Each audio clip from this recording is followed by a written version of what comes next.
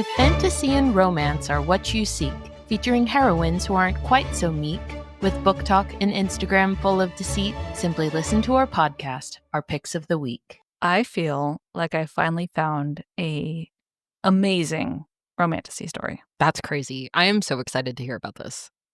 Kind of warning, I haven't finished it. I'm at like the 55% mark, but it's beefy. And not like beefy.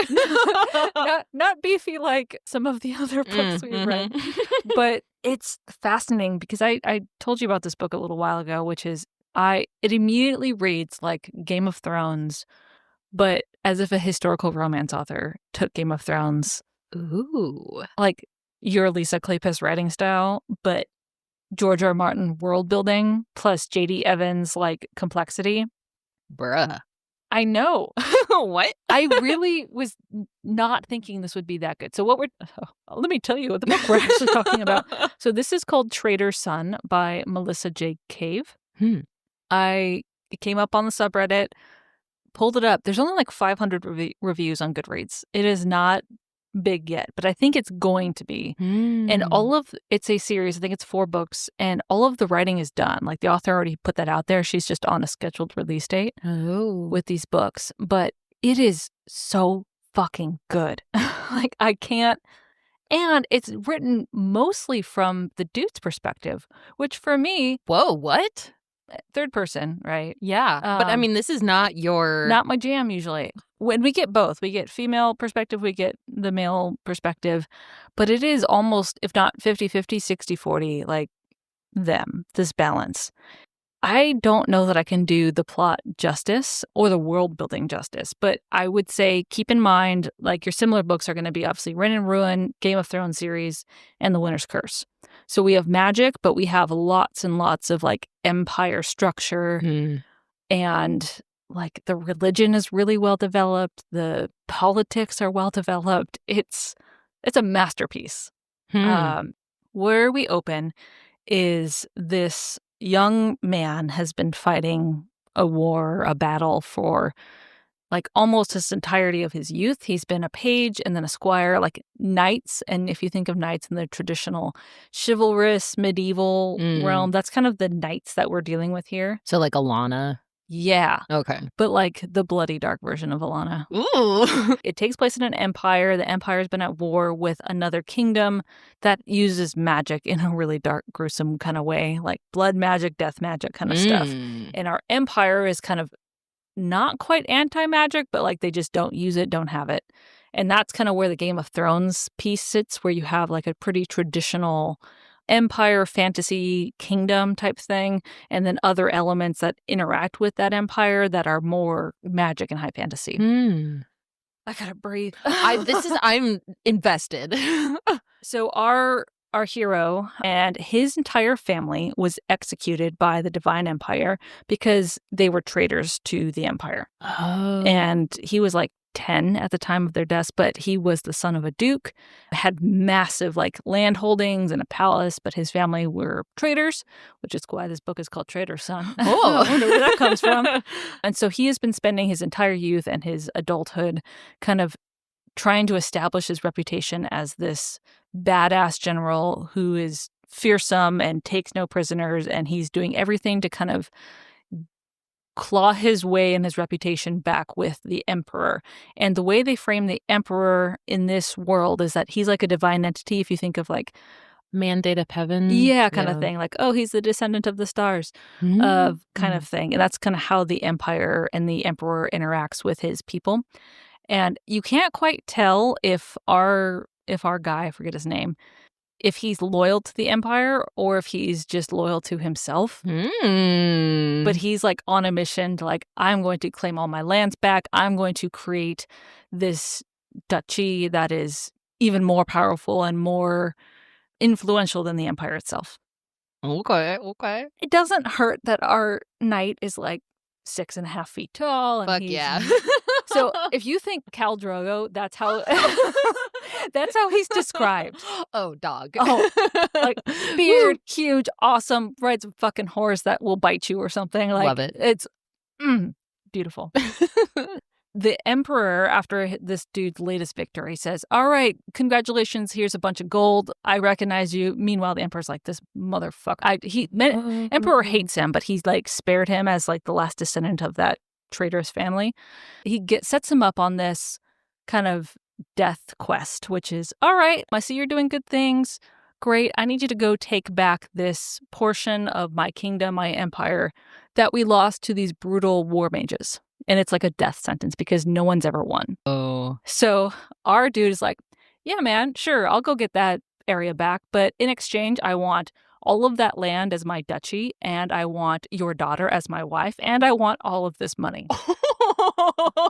He's like, okay, He's well. real ballsy. And so our emperor's like, you're not going to survive. Sure, you can have all of that. 7 years later, he fucking won. Oh, shit. Kicked all of those war magical evil mages out, got the land. He's in like kingdom building mode. He's got a little town he's setting up. He's like, I'm collecting taxes. I hired some stonemasons.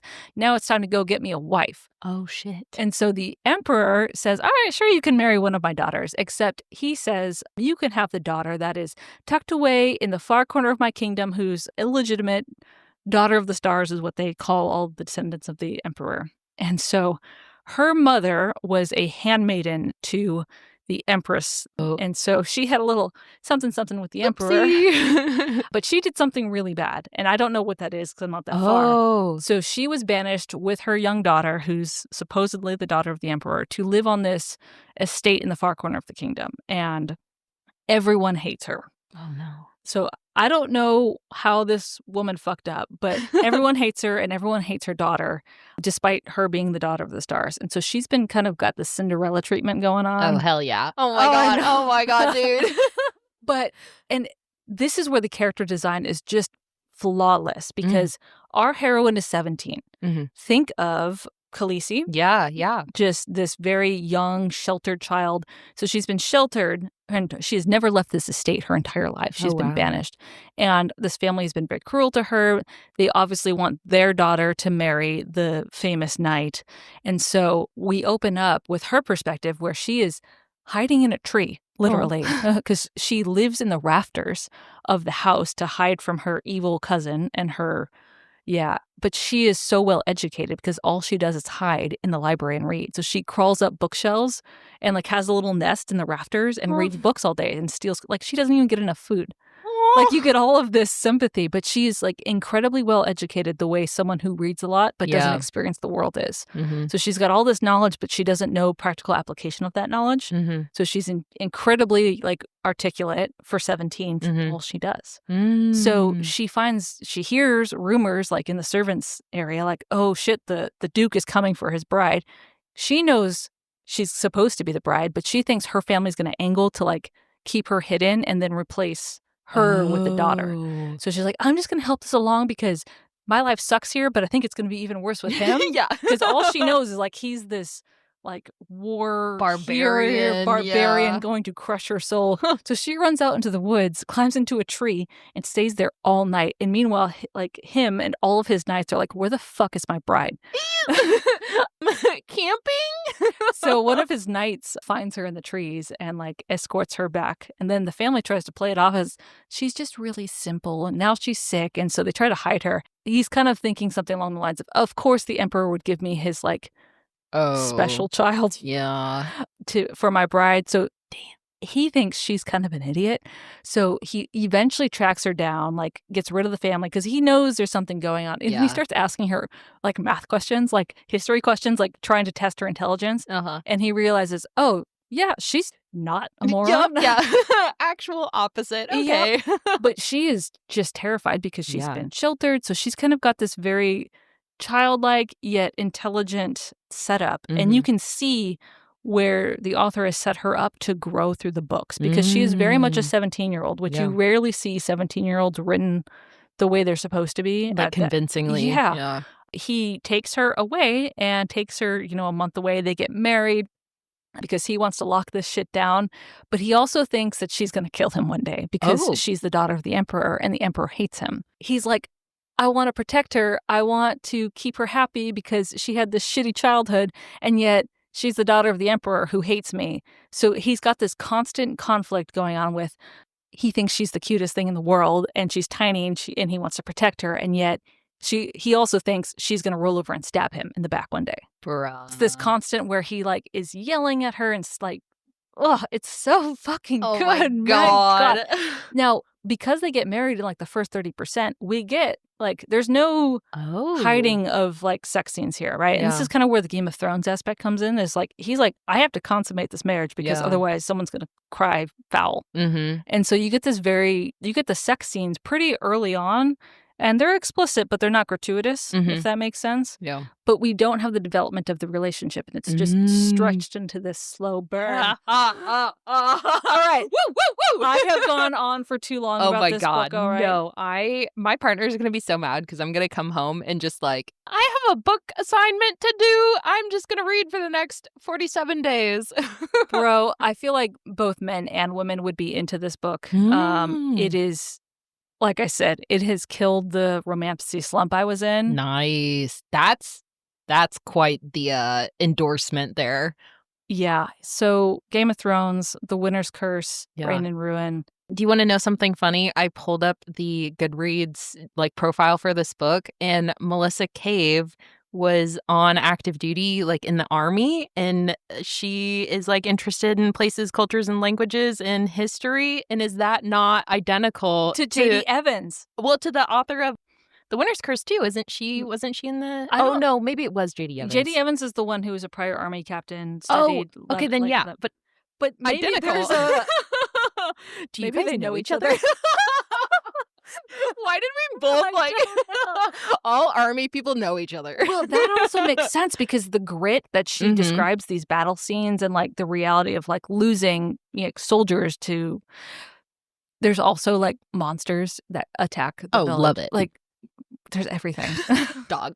So it's so good. I love this. Serving her country. Give us all of the romanticism. God bless Melissa Cave. Oh my God. This is Traitor's son. Please try it. Dog, I'm so fucking excited. Because I have been in a romantasy slump. I need a pick-me-up. This will be it. I want it as a TV show though. It would be amazing. We should be like, hey, HBO, I got an idea for you. I wonder though, because it almost reads like Khalessi Khal Drogo fanfiction. I wonder if it's a little interesting, a little too close. Yeah, I am going to do some research into that angle. But thank you, Jordan. I'm excited. I live to say. You're doing the world a service here. Well, from our shelf to yours. We'll see you on the next page.